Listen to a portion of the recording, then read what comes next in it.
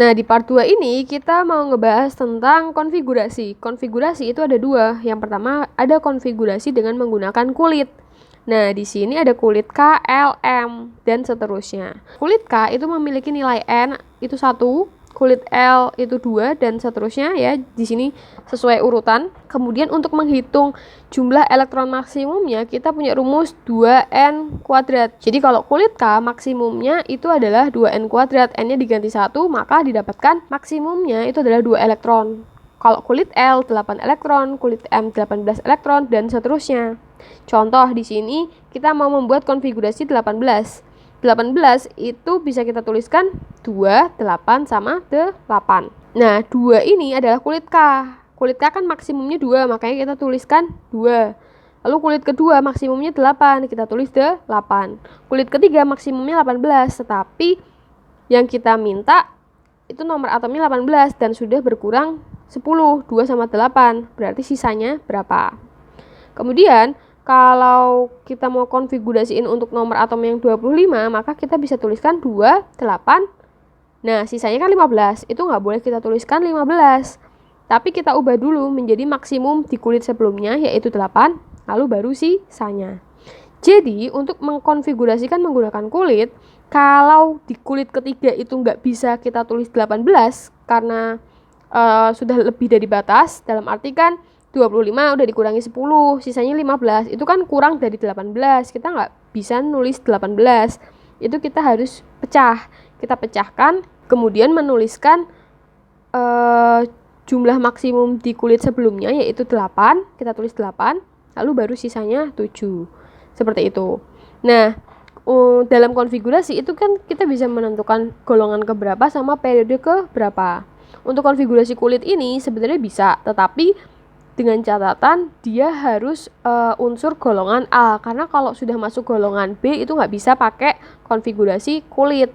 Contoh, 18 ini kita tahu itu adalah golongan A. Nah, cara menentukan periodenya dilihat dari dia dikonfigurasiin sampai kulit keberapa. Ini kan 2, kulit 1, kulit 2, kulit 3, berarti kan dia periode 3. Nah, kalau golongan itu bisa diketahui kalau berdasarkan elektron valensi. Elektron valensi adalah elektron yang paling akhir saat konfigurasi. Nah, di sini konfigurasi terakhirnya itu 8. Jadi elektron valensinya itu 8, sehingga dia termasuk ke dalam golongan 8A. Nah, yang kedua ini ada nomor atom 25. 25 ini bukan unsur golongan A. Setelah dikonfigurasiin itu kan menjadi seperti ini. Kalau berdasarkan yang atas tadi, maka periodenya kita bisa tahu 1, 2, 3, 4. Dia periode keempat. Golongannya golongan 7 harusnya. Tapi karena bukan golongan A, apakah ada golongan 7B? Itu nggak ada ya. Jadi kalau kalian lihat di tabel periodik, nomor atom 25 itu merupakan atom atau unsur Mn, di mana dia periodenya 4, benar. Kemudian golongannya itu salah, karena dia termasuk golongan B. Kalau ini kan nggak bisa nentuin golongannya gitu. Jadi tidak bisa digunakan untuk selain golongan unsur A.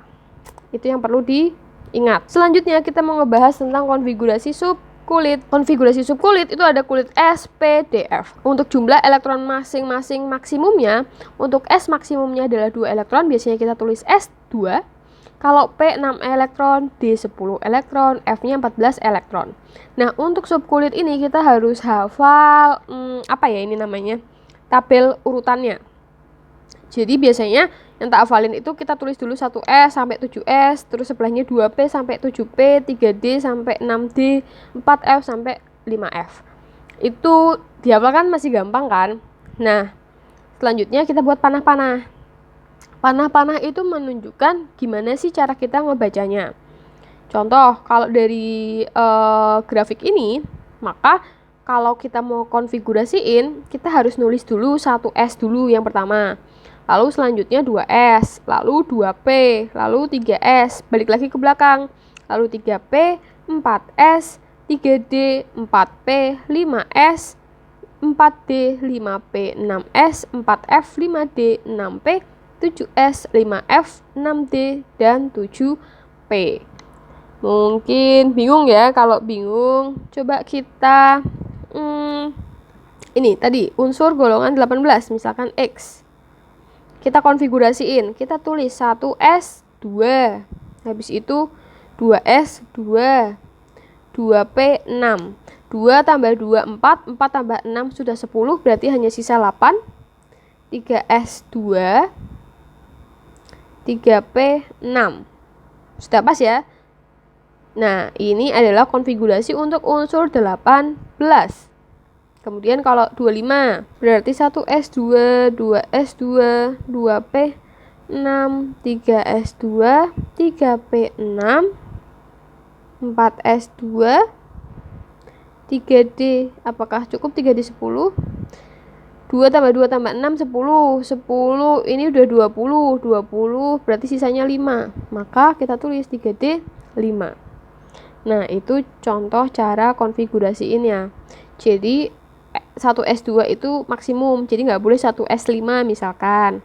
Sama aja kayak P, 3P7 itu nggak boleh, harus 3P6 paling maksimum. Nah, untuk konfigurasi subkulit ini, dia bisa untuk mencari golongan dan periode baik A ataupun B. Itu bisa. Ya. Nah, tetapi ada ketentuannya nih, teman-teman. Yang pertama deh kita bahas periode dulu ya. Kalau periode itu bisa dijabarkan menjadi banyaknya kulit yang terpakai atau kulit es yang terakhir. Itu menunjukkan periode. Misalkan kalau ini 18, yang ini ya, itu kan kulit terakhirnya adalah nomor 3. Jadi dia periode 3. Kalau yang ini kulit terakhirnya 4S2. Berarti periode 4, kurang lebih kayak gitu. Jadi angka yang ada di depannya subkulit. Kemudian untuk menentukan golongan itu ada beberapa catatan. Yang pertama, untuk menentukan golongan A. Golongan A itu bisa ditandai dengan berakhir S pangkat titik-titik atau berakhir dengan S sekian P sekian. Contoh, kalau konfigurasinya misalkan titik-titik-titik terus berakhir 4S2, maka dia adalah golongan 2A. Atau titik-titik-titik 3S2 2P6, maka dia golongan 6, 7, 8, golongan 8A. Jadi untuk kita tahu itu golongan A atau B cukup dilihat dari dia akhirannya seperti apa. Kalau diakhiri paling akhir konfigurasi itu adalah S atau SP, dia masuk ke golongan A. Sampai situ paham ya? Nah, sekarang kita coba untuk yang golongan B. Golongan B itu ditandai dengan yang pertama, akhiran NS sekian plus N kurangi 1 D sekian. Jadi akhirannya adalah S sama D. Nah, kemudian golongan B kan ada golongan 1B, 2B, sama 8B. Nah, cara menentukannya itu adalah jumlah dari S plus D. Kalau 8, 9, dan 10 masuk ke golongan 8B. Kalau 11 masuk ke golongan 1B. Dan kalau 12 masuk ke golongan 2B. Contoh, titik-titik-titik 4S2 gede 10. Ini kan S sama D paling belakang. Berarti dia golongan B. Sekarang hitung elektronnya. Ada 2 ditambah 10. Ada 12 elektron. 12 elektron berarti masuk ke golongan 2B. Gitu ya. Atau titik-titik-titik 4S2 3D6. Dia golongan elektronnya jumlahnya 8. Berarti 8B. Itu contohnya. Nah, kemudian ada beberapa catatan nih. Yang pertama, kalau kalian konfigurasiin terus akhirannya adalah D4, itu nggak boleh. Jadi kalian harus genapkan atau ganjilkan biar D5. Kalau D9 juga sama, nggak boleh, harus D10. Contoh, misalkan 4S2 3D4, itu nggak boleh, harus menjadi 4S1 3D5 gitu.